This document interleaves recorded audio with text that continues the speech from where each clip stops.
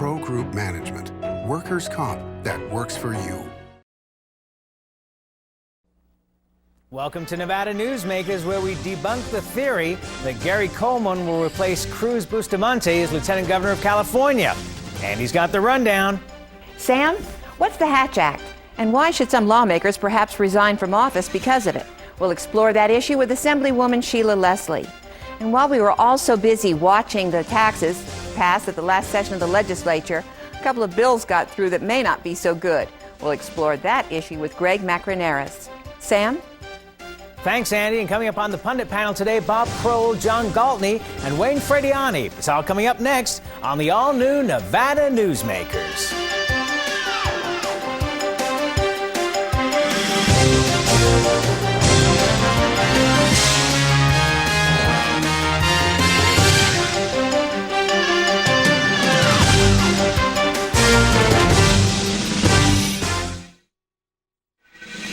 Nevada Newsmakers, brought to you in part by Charter Communication.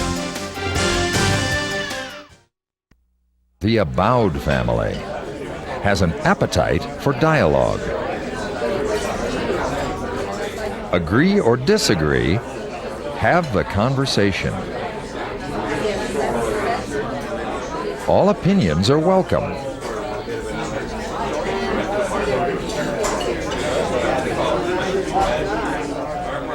Since 1977, Adele's.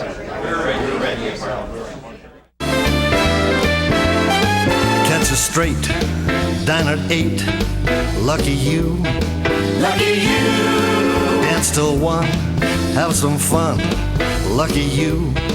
Lucky you. Taste the shrimp. Have a sip. Try the pool. Play it cool. At the Sienna Hotel Spa Casino. Lucky you. Yeah!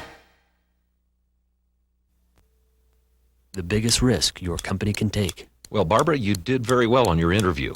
Hiring employees can help your business get to the next level. And your resume looks outstanding. And it can also expose you to corporate crimes and costly lawsuits that can bring your company to its knees. So, we'd like to offer you a position. Before you hire another employee, hire the professionals at Employer Links. Call today to get our free CD-ROM, The Top 8 Risk of Hiring Employees.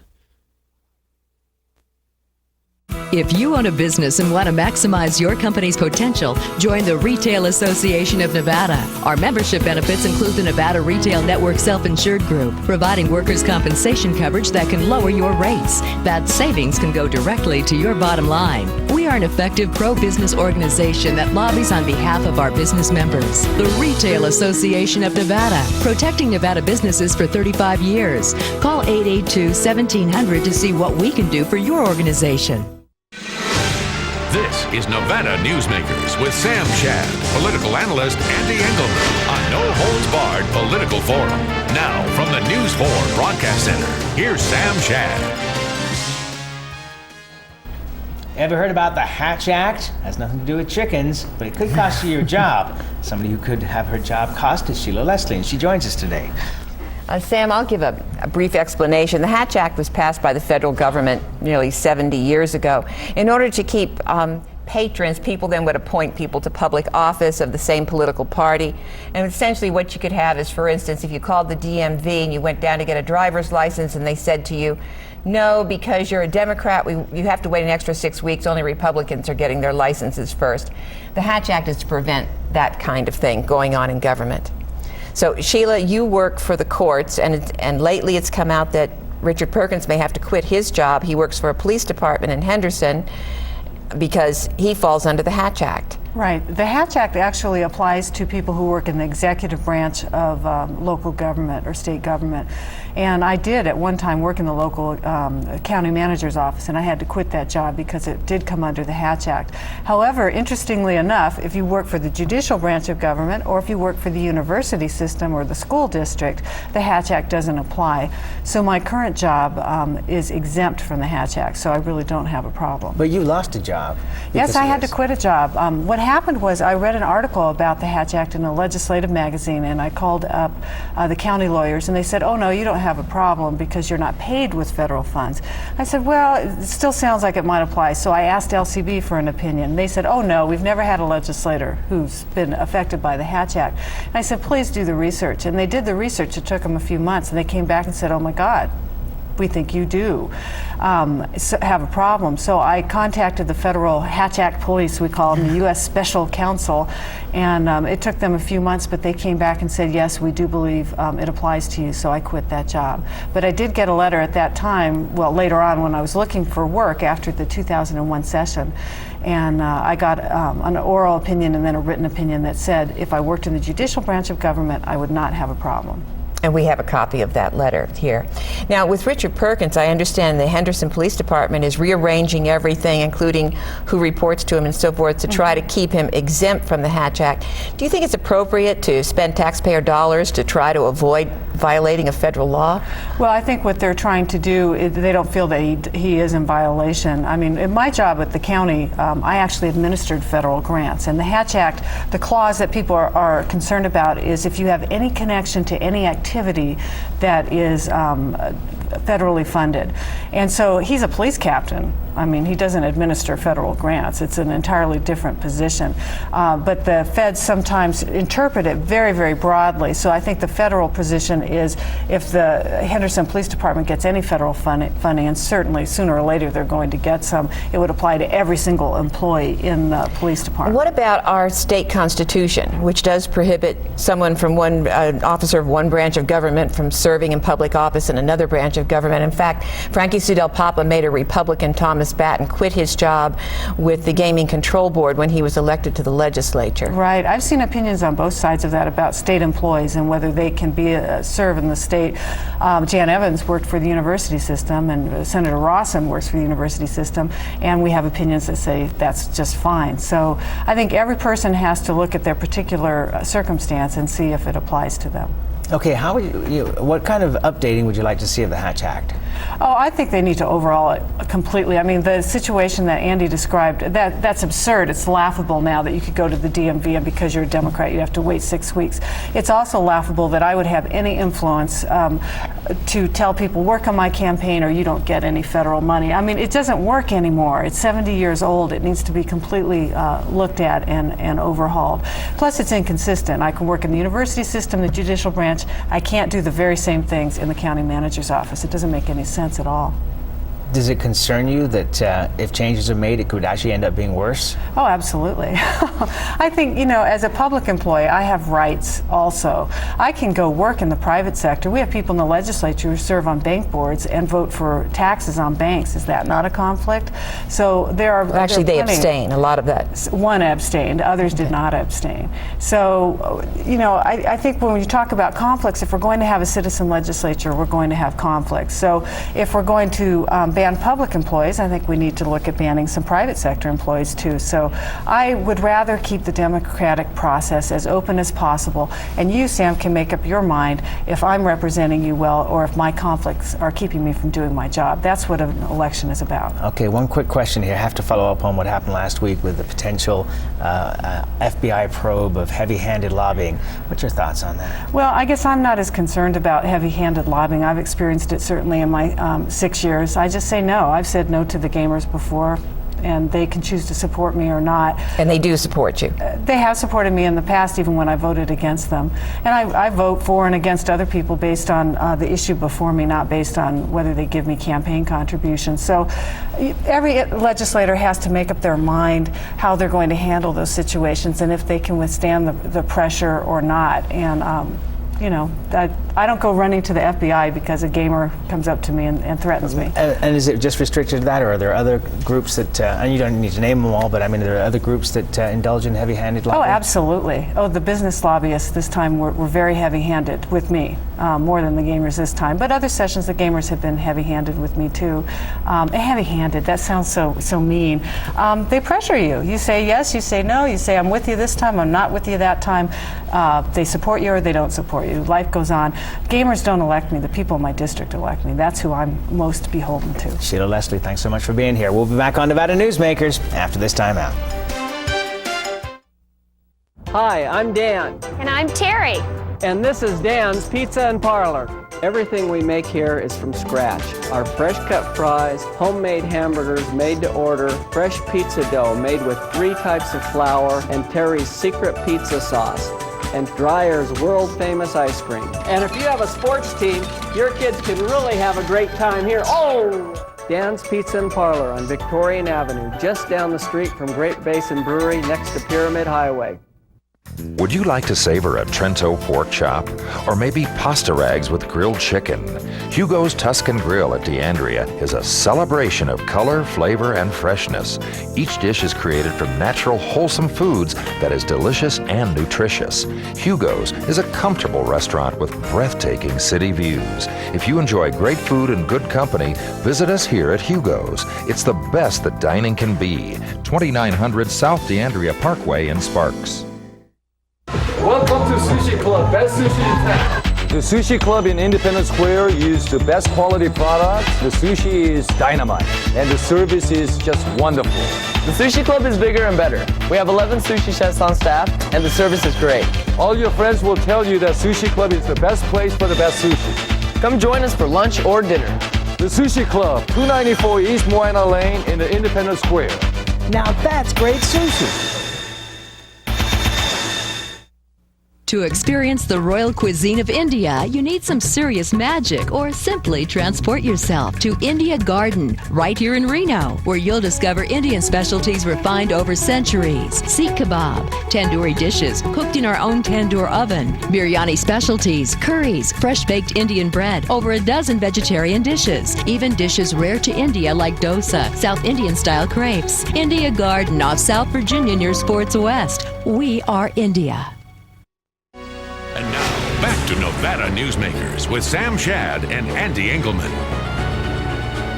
And back on Nevada Newsmakers, we're joined by Greg Macrenaris. He's a concerned citizen. One of his concerns centers around AB 398. Is that the right number for the bill? Yes, it Okay, is. great. Let me briefly explain that. On behalf of a client, Scott Craigie, in the last session, went to Jason Geddes and asked him to request a bill having to do with energy efficiency projects. It was difficult to work up a bid for certain kinds of projects.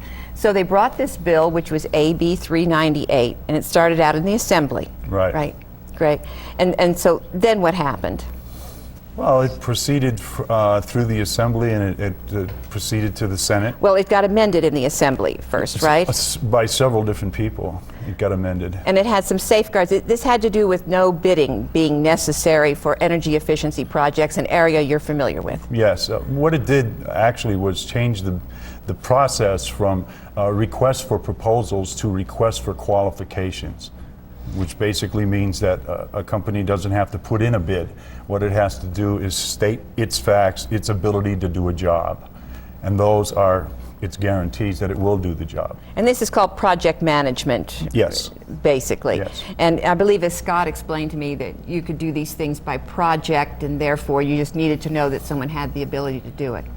But the bill had some safeguards put on it in the Assembly, right? Yes, it did. Which were? Some of the safeguards were one, that it would require anyone that did a bid or any proposal, that the public would be allowed to view those documentation. Minor things, really. The law is already set in place to do things if bidding is inappropriate. But to this point, that's been lacking. All right, and Sheila Leslie actually put a sunset in there. She did. Yes, she did. For 2 years. So let's try it out, see how it works, and then if it's working well, we can go ahead and keep the law. Exactly what she did. Unfortunately, that was all stripped. All of the amendments so the bill passed from the Assembly to the Senate. All right, so then it gets over to the Senate, and then what happened? You say all the safeguards were stripped? Yeah, all the safeguards, the amendments that I had put on the bill, and some that Ms. Leslie had put on the bill, and others, but they vanished. They just disappeared. Okay, so what's the situation as it sits right now? What's your concern? My concern is that when you have a request for a proposal, you can actually look at the bidding and the process. And when you have a request for qualifications, that's all you need. And basically, to have a business license, you have to have those qualifications anyway. And then after that, it's a voluntary oversight, which basically means they can do anything they want at any time they want, and that's exactly what they'll do. And who's they? Any government agency across the state of Nevada. Okay, you were giving an example before that I thought was a pretty good one. You said, what if the Pahrump School Board decides it wants to retrofit on its schools? What can happen now under this bill? Well, under this bill... And this is a for instance, this isn't for real, okay? For sure, we don't want to hurt Pahrump. But what happens is they decide that they want to, say, put in a new chiller system, an air conditioning system, and that's, say, $500,000. The supervisor at the school decides that he wants his cousin George to do it, and as soon as George has a company that does air conditioning, he's qualified. So therefore, the bidding process has now been eliminated. He just gives it to cousin George, and cousin George goes out and puts in the chiller system, and that's the way it goes. Now, if it's a good chiller system, that's great, and if it costs a little more, oh well. That's basically what can happen. All right, now that information, though, is still public information. I mean, what the cost is and so forth. I mean, there's a pretty good little newspaper in Pahrump, Right. and people can still go in and get this information and sort of look at it and check on it, right? Well, if you consider the fact that the Public Works Board, 50% of its responsibility was taking care of these type of projects. And those were basically done on a level of the university level and state buildings and the state itself. Now, that is probably going to be more than doubled or tripled as far as the jobs are concerned. And the diversification will be across the entire state, and the one that will be in control of that is the state controller's office or state purchasing. Now, state purchasing's never done this before, and I can tell you from personal experience that any energy project is quite complicated, very complicated. Okay, 15 seconds or less. What's your bottom line on this? They should have the Public Works back into the system, overseeing these projects so that taxpayers' money isn't spent freely. Frivolously, yes. Okay, Greg, thank you so much for being here. We appreciate your time. Another example of our tax dollars at work. We'll be back on Nevada Newsmakers after this. Before you head to Carson, take care of yourself with a visit to Tamarack Junction. Catch a hot cup of coffee and the morning news on one of our 32 TVs and enjoy the best food in South Reno. Tamarack Junction, your junction for fun. South Virginia and Amati Ranch Parkway. The Abowd family has an appetite for dialogue. Agree or disagree, have the conversation. All opinions are welcome.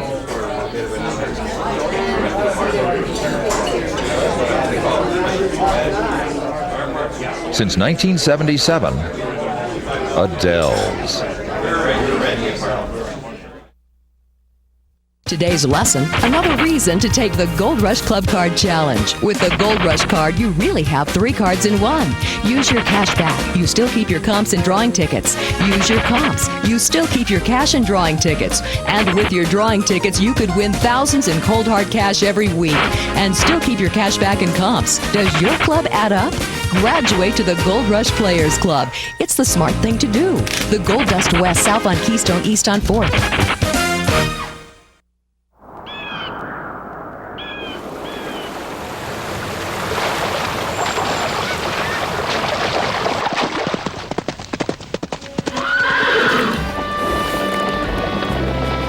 When you sign up for Wells Fargo Free Checking, you get more than free checking.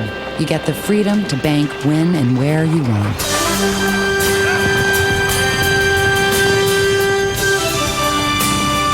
Wells Fargo, the next stage. Make your daily commute easy with breakfast or lunch at the Tamarack Junction. Enjoy daily specials, super fast service, and South Reno's freshest morning meals. Tamarack Junction, your junction for fun. South Virginia and Amati Ranch Parkway. And now, back to Nevada Newsmakers with Sam Shad and Ande Engleman.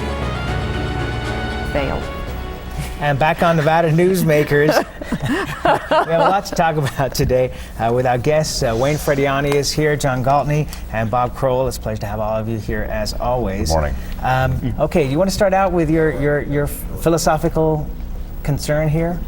No, it's just that we're in a situation now where we're looking at two things. We've got a legislator that was threatened by a member of the gaming establishment who told him that unless they voted the way they wanted him to, they were going to run him out of the legislature, no matter what it took. And I think they made a similar promise to Bob Price one year, and they were unable to do that. They tried to, and they were unable to do so. Then we have someone who had a beer franchise and had contracts with casinos up at the lake, and he was told that if he showed up and testified against the gross receipts tax, that he would lose his business. And he didn't go and testify, but he did lose his business. The contacts got... Well, that portion of his business. That portion of his business, right, got shifted anyway. There are laws on the books, a federal law, which is why the FBI might be involved in this, having to do with the electoral process. And as I said, we have a state law against intimidating a legislator. The laws, at least our state laws, have never been enforced. We even have a law that prohibits lobbyists from collecting a bonus if they get a bill passed, but nobody's ever gone in to check, and the law's never been enforced, so we don't know whether or not it's been being followed. Okay, so that's the groundwork. Bob Crowell, one of your clients is Anheuser-Busch, so we should just throw that into the mix of things. But you want to start? Well, first of all, I don't know what the FBI investigation encompasses, and for the record, Anheuser-Busch has not been contacted by the FBI. And on the other side of the issue, from a personal standpoint, I think that intimidation of either witnesses or of legislators is something you obviously want to stay away from. But you have to measure that with what people say during legislative sessions can be, sound a little rough when you take them out of context. But a lot of people will say, I don't like the way you voted, and I'm going to do everything I can to take you out the next time. I'm going to, and that's perfectly legitimate in the political system. I mean, to move money around, to contribute to campaign against those who voted against you, or to even contribute against those, and so that's part of the political process. You don't want to do that during the legislative session, but it's part of the political session process. Well, I certainly agree that hard-knuckle politics is played regularly. There's no difficulty with that. However, I'm growing increasingly concerned with the power of a very select group of lobbyists in the legislature. As an observer, I've lobbied for 16 years, never registered, never been a professional, never been paid a single penny for that in my role. But the fact of the matter is, there's a rising level of power among a very, very select number of individuals in this state who are calling the shots, and that's becoming dangerous, in my opinion. I think that one of the things that maybe needs to be looked at, and I'm not sure where the jurisdiction is, but maybe the LCB and or the AG's office needs to do more of a background check on lobbyists prior to the session to see if there's conflicts of interest with multiple clients. I mean, I think that you have that going on at the legislature, and that causes problems. Other states require that those that are employing lobbyists to file with the Legislative Counsel Bureau a statement every quarter as to how much they've paid that lobbyist. That way they can tell whether or not any bonuses were paid in lieu of getting contracts signed or bills passed, etc. Well, yeah, there's a law that says you cannot accept compensation that is based on the outcome of the legislation. You can't do that. On the other hand, I'm not so certain I agree with having employers of lobbyists disclose what they pay to lobbyists. One, because I think that's a private transaction between a lobbyist and the client. And while I'm sensitive to what Wayne says about conflict of interest, I think that decision really rests between the client and the lobbyist, and not the outside source. In other words, if somebody. But how else do you check and see whether or not somebody was paid a bonus? Well, you're right. You may not be able to do that unless you have external sources, but I think the question is whether or not you want to use mandatory reporting by the client to make that analysis. Okay, I want to jump on something that John said. You were talking here about the small, powerful group that's calling the shots, but the reality is the gross receipts tax failed. It didn't happen. That's correct. So this small, powerful group lost. Wayne was in the powerful group. But I'm inclined to say that there is a rising tide here, Sam. My observations of 16 years of watching our legislature is that the size of that power block is getting smaller, and they are becoming more effective. They may not have done exactly what they want to do this time, but they were much more visible, much more obvious, and almost arrogant at times. But also, on the other side of that, and I don't mean to be argumentative, oh yes I do, but business got together in a manner that, or other businesses got together in a manner that had never happened really before in the legislature, and that was the reason that there was opposition. That's correct. I was part of a business representative group, and in that group was probably in excess of 50 business clients, including both chambers of commerce, Reno and Las Vegas, as well as our association, the Auto Dealers Association, and numerous others. And we were very united. And I think this is one of the things that helped us, is that we stayed united throughout the entire process as against gross receipts. Wayne, the Republicans in the Assembly just held a fundraiser, and all they raised was $75,000 compared to the $150,000 to $200,000 that the Democrats in the Assembly raised. Could I interrupt just a second, because I'm the amateur among two professionals here, and I would like to make a very clear point. I think it's the rising level of the conflict. We're talking about power between titans now. What happens to the average citizen in that transaction? I understand you guys did a great job. John, I'm sorry, we're out of time, but all I got to say is that if you think the average citizen has any power, whether on the state level or on the federal level, we need to go out back. I disagree. We'll be right back. Big Apple Pizza, best pizza in Nevada, take one. Today we're making homemade meatballs for a meatball parm. You like cheesesteak? I think you're like in South Philly right now. It's the best cheese ever made. Now that's how a Philly cheesesteak's supposed to look. And here's Little Cole. This is authentic. We'll throw some pepperoni in here. Not gonna be shy about it. I bet you guys didn't know I could do that. Don't skimp on the toppings. Authentic as it gets. Big Apple Pizza and Subs on the corner of Bering and McCarran. A New Jersey guy who knows how to make an East Coast pizza.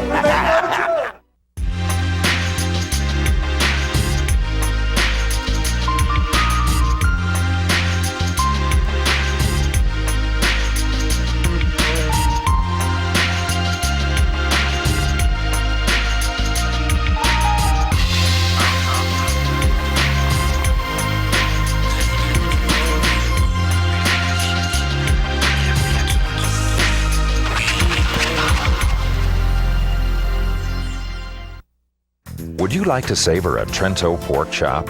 Or maybe pasta rags with grilled chicken? Hugo's Tuscan Grill at D'Andrea is a celebration of color, flavor, and freshness. Each dish is created from natural, wholesome foods that is delicious and nutritious. Hugo's is a comfortable restaurant with breathtaking city views. If you enjoy great food and good company, visit us here at Hugo's. It's the best that dining can be. 2900 South D'Andrea Parkway in Sparks. Hi, I'm Dan. And I'm Terry. And this is Dan's Pizza and Parlor. Everything we make here is from scratch. Our fresh cut fries, homemade hamburgers made to order, fresh pizza dough made with 3 types of flour, and Terry's secret pizza sauce, and Dreyer's world famous ice cream. And if you have a sports team, your kids can really have a great time here. Oh! Dan's Pizza and Parlor on Victorian Avenue, just down the street from Great Basin Brewery next to Pyramid Highway. Nevada Newsmakers, brought to you in part by Charter Communication. Ramifications and discussions of the last session continue. Oh, and they will tomorrow, too. Jason Geddes on this bill, 398, and Judge James Hardesty to finish our talk done last week. All right, we'll see you tomorrow.